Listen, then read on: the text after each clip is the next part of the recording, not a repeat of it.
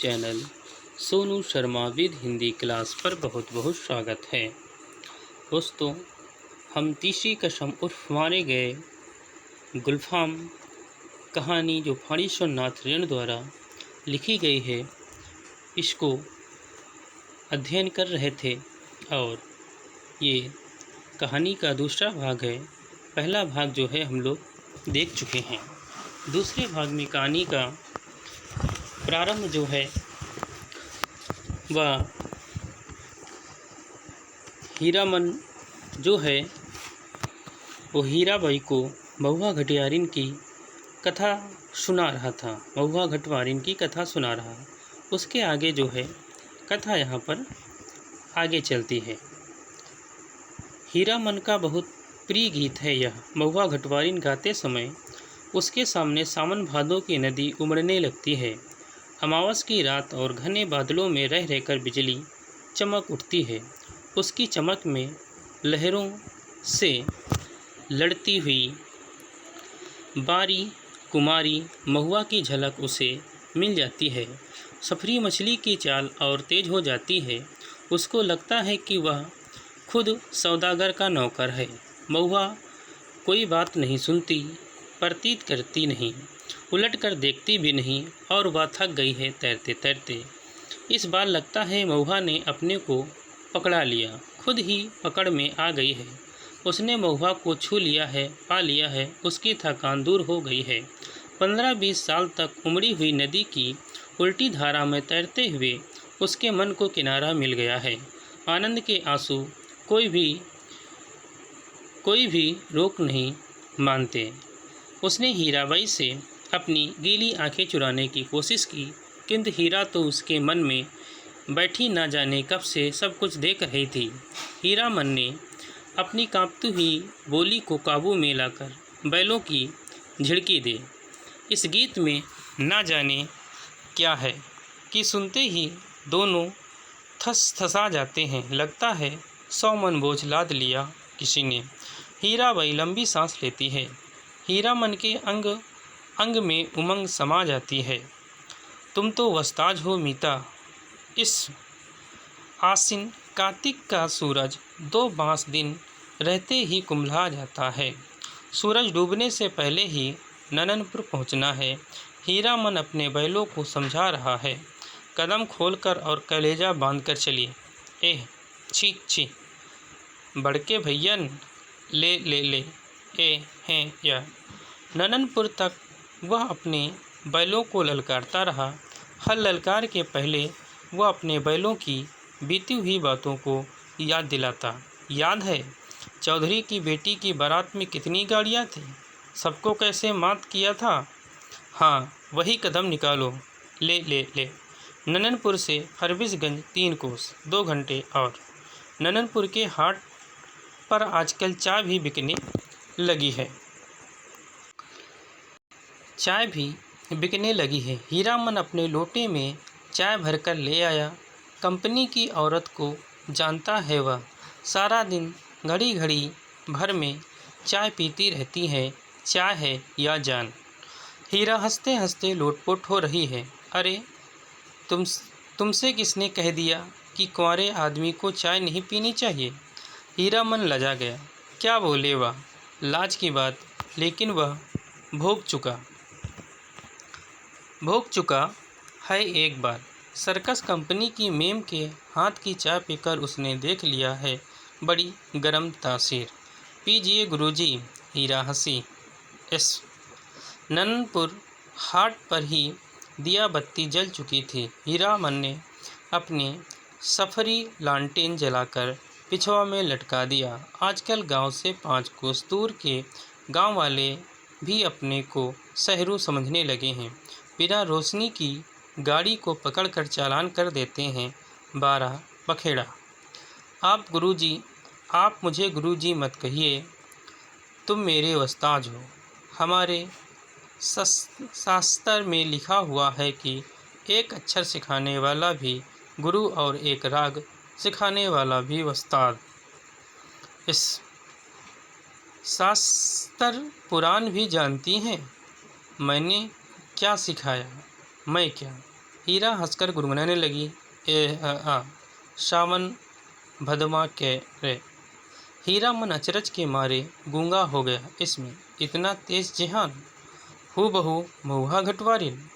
गाड़ी सीताधार की एक सूखी धारा की उतराई पर गड़ गड़ाकर नीचे की ओर उतरी। हीराबाई ने हीरामन को कंधा धर लिया एक हाथ से। बहुत देर तक हीरामन के कंधे पर उसकी उंगलियां पड़ी रही। हीरामन ने नज़र फिराकर कंधे पर केंद्रित करने की कोशिश की। कई बार गाड़ी चढ़ाई पर पहुंची तो हीरा की ढीली उंगलियां फिर तन गईं। सामने फरबीसगंज शहर की रोशनी झिलमिला रही है। शहर से कुछ दूर हटकर मेले की रोशनी टप्पर में लटके लालटेन की रोशनी में छाया नाचती है। आसपास बड़बड़ाई डबडबाई आँखों से हर रोशनी सूरजमुखी फूल की तरह दिखाई पड़ती है। फरबीसगंज ने हीरामन का घर द्वार है। फरबीसगंज तो हीरामन का घर द्वार है। न जाने कितनी बार वह फरबीसगंज आया है, मेले की लदनी लादी है और किसी औरत के साथ। हाँ, एक बार उसकी भाभी जिस साल आई थी गौने में, उसी तरह तिरपाल से गाड़ी को चारों ओर से घेर कर बासा बनाया गया था। हीरामन अपनी गाड़ी को तिरपाल से घेर रहा है। गाड़ी वाल पट्टी में सुबह होते ही रीता नौटंकी कंपनी के मैनेजर से बात करके भर्ती हो जाएगी। हीराबाई, परसों मेला खुल रहा है। इस बार मेले में पलचट्टी खूब जमी है। बस एक रात भर हीरामन की गाड़ी में रहेगी वह। हीरामन की गाड़ी में नहीं, घर में। कहाँ की गाड़ी है, कौन हीरामन, किस मेले से, किस चीज़ की लदनी है। गांव समाज के गाड़ीवान एक दूसरे को खोजकर आसपास गाड़ी लगाकर बासा डालते हैं। अपने गांव के लालमोहर, धुन्नीराम और पलटदास वगैरह गाड़ी वालों के दल को देखकर हीरामन अचकचा गया। उधर पलटदास टप्पर में झाँक कर भड़का, मानो बाघ पर नज़र पड़ गई। हीरामन ने इशारे से सभी को चुप किया, फिर गाड़ी की ओर कनखी मारकर फुसफुसाया, चुप, कंपनी की औरत है, नौटंकी कंपनी की। कंपनी ए। अब नहीं, अब चार हीरामन। चारों ने अचरज से एक दूसरे को देखा। कंपनी नाम में कितना असर है। हीरामन ने लक्ष्य किया, तीनों एक साथ सटक दम हो गए। लालमोहन ने जरा दूर हटकर बतियाने की इच्छा प्रकट की। इशारे से हीरामन ने टप्पर की ओर मुँह करके कहा, होटल तो नहीं खुला होगा, कोई हलवाई के यहाँ से पक्की ले आवें। हीरामन, जरा इधर सुनो, कुछ नहीं खाऊंगी अभी, तुम खा आओ। क्या है पैसा इसमें? पैसा देकर हीरामन ने कभी फरबीसगंज में कच्ची पक्की नहीं खाई। उसके गांव के इतने गाड़ीवान हैं, किस दिन के लिए वह छू नहीं सकता पैसा।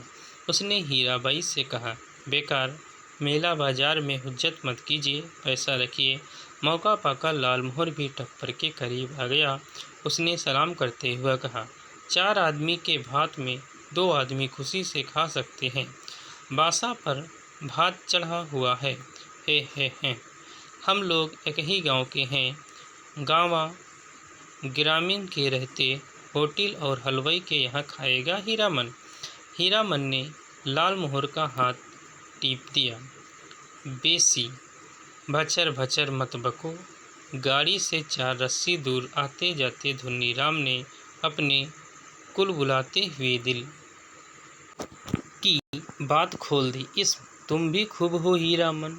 उस साल कंपनी का बाग, इस बार कंपनी की जनानी। हीरामन ने दबी आवाज़ में कहा, भाई रे, या हम लोगों के मुल्क की जनाना नहीं कि लटपट बोली सुनकर भी चुप रह जाए। एक तो पश्चिम की औरत, इस पर कंपनी की। धुन्नीराम ने अपना शंका प्रकट किया कि लेकिन कंपनी में तो सुनते हैं पतुरिया रहती हैं। सभी ने एक साथ उसको दुरा दिया। कैसा आदमी है, पतुरिया रहेगी कंपनी में भला? देखो उसकी बुद्धि। सुना है, देखा तो नहीं है कभी। धुन्नीराम ने अपनी गलती मान ली। पलटदास को बात सूझी। हीरामन भाई, जनाना जात अकेली रहेगी गाड़ी पर? कुछ भी हो, जनाना आखिर जनाना ही है, कोई ज़रूरत ही पड़ जाए।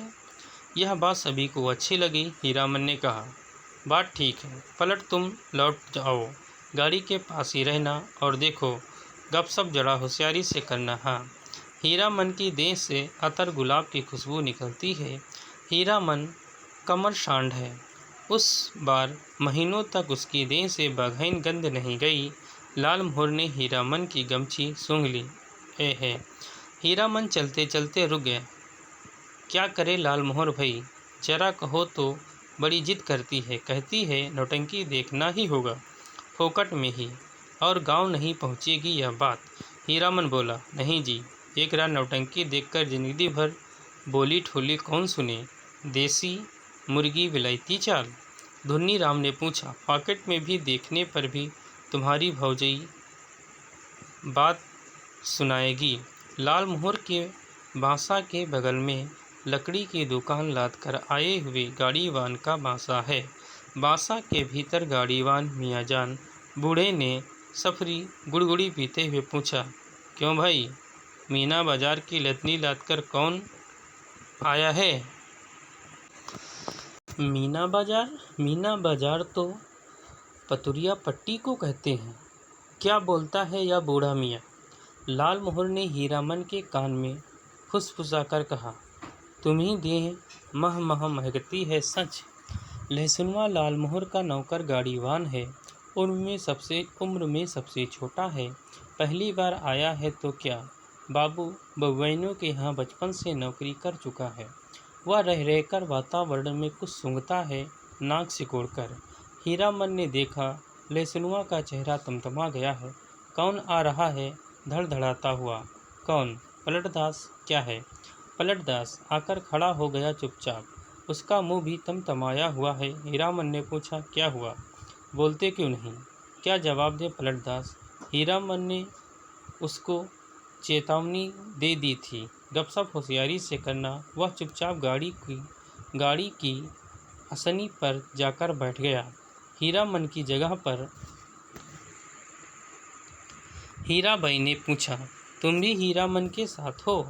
पलटदास ने गर्दन हिलाकर हामी भरी। हीराबाई फिर लेट गई। चेहरा मोहरा और बोली बानी देख सुनकर पलटदास का कलेजा कांपने लगा। न जाने क्यों कहा, राम लीला में सिया सुकुमारी इसी तरह थकी लेटी हुई थी। जय सियावल रामचंद्र की जय। पलटदास के मन में जय जयकार होने लगा। वह दास वैष्णव कीर्तनिया है। थकी हुई सीता महारानी के चरण टीपने की इच्छा प्रकट की उसने। हाथ की उंगलियों के इशारे से मानो हारमोनियम की पटरियों पर नाच रहा हो। मानो हारमोनियम की पटरियों पर नाच रहा हो। हीराबाई तमक कर बैठ गई। अरे पागल है क्या, जाओ भागो। पलटदास को लगा गुस्साई हुई कंपनी ही औरत की आंखों से चिंगारी निकल रही है। फटाक झटक झटक वह भागा। पलटदास क्या जवाब दे? वह मेले से भी भागने का उपाय सोच रहा है। बोला, कुछ नहीं, हमको व्यापारी मिल गया, अभी ही स्टेशन जाकर माल लादना है। भात में तो अभी देर है, मैं लौट आता हूँ तब तक। खाते समय धुन्नीराम और लहसुनवा ने पलटदास को टोकरी भर निंदा की। छोटा आदमी है, कमीना है, पैसे पैसे का हिसाब जोड़ता है। खाने पीने के बाद लालमोहर के दल ने अपना बासा तोड़ दिया। धुन्नी और लहसुनवा गाड़ी जोतकर हीरामन के बासे पर चले। गाड़ी की लीक बराबर हीरामन ने चलते चलते रोककर लालमोहर से कहा, जरा मेरे इस कंधे को सूंघो तो, सूंघ कर देखो ना। लालमोहर ने कंधा सूंघकर आंखें मूंद लीं। मुंह से अस्फुट शब्द निकला, ए हैं। हीरामन ने कहा, जरा सा हाथ रखने पर इतनी खुशबू है, समझे। लालमोहर ने हीरामन का हाथ पकड़ लिया। कंधे पर हाथ रखा था। सच सुनो हीरामन, नौटंकी देखने का ऐसा मौका फिर कभी हाथ नहीं लगेगा। हाँ, तुम भी देखोगे? लालमोहर की बत्ती सी चौराहे की रोशनी में झिलमिला उठी। बांसा पर पहुंचकर हीरामन ने देखा टप्पर के पास खड़ा बतिया रहा है कोई। हीराबाई से धुन्नी और लहसुनवा ने एक ही साथ कहा, कहाँ रह गए पीछे, बहुत देर से खोज रही है कंपनी। हीरामन ने टप्पर के पास जाकर देखा, अरे यह तो वही बक्सा ढोने वाला नौकर जो चंपानगर मेले में हीराबाई को गाड़ी पर बिठाकर अंधेरे में गायब हो गया था। आ गए हीरामन, अच्छी बात, इधर आओ, यह लो अपना भाड़ा और यह लो अपनी दक्षिणा, 25-25 50। हीरामन को लगा किसी ने आसमान से ढकेल कर धरती पर गिरा दिया। किसी ने क्यों, इस बक्सा ढोने वाले आदमी ने कहाँ से आ गया। उसकी जीभ पर आई हुई बात जीभ पर ही रह गई। इसम दक्षिणा। वह चुपचाप खड़ा रहा। हीराबाई बोली, लो पकड़ो और सुनो, कल सुबह रीता कंपनी में आकर मुझसे भेंट करना, पास बनवा दूंगी, बोलते क्यों नहीं। लालमोहन ने कहा, इलाम बख्शीश दे रही है मालकिन, ये लो हीरामन। हीरामन ने काट कर लालमोहर की ओर देखा। बोलने का जरा भी ढंग नहीं इस लालमोहर को। धुन्नी राम की स्वागतोक्ति अभी से सुनी। हीराबाई ने भी गाड़ी बैल छोड़कर नौटंकी कैसे देख सकता है कोई गाड़ीवान मेले में। हीरामन ने रुपया लेते हुए कहा, क्या बोलोगे। उसने हंसने की चेष्टा की। कंपनी की औरत कंपनी में रही, हीरामन का क्या। बक्सा ढोने रास्ता दिखाता हुआ आगे बढ़ा। इधर से हीराबाई जाते जाते रुक गई। हीरामन के बैलों को संबोधित करके बोली, अच्छा मैं चली भैयन। बैलों ने भैया शब्द पर कान हिलाए। भाइयों, आज रात रीता संगीत नौटंकी कंपनी के स्टेज पर गुलबदन देखिए। गुलबदन, आपको यह जानकर खुशी होगी कि मथुरा मोहन कंपनी की मशहूर एक्ट्रेस मिस हीरा देवी, जिसकी एक एक अदा पर 1000 जान फिदा है, इस बार हमारी कंपनी में आ गई हैं। याद रखिए, आज की रात मिस हीरा देवी गुलबदन। नौटंकी वालों के इस ऐलान से मेले की हर पट्टी में सरगर्मी फैल रही है। हीराबाई, मिस हीरा देवी, लैला गुलबदन फिल्म एक्ट्रेस को मात देती है।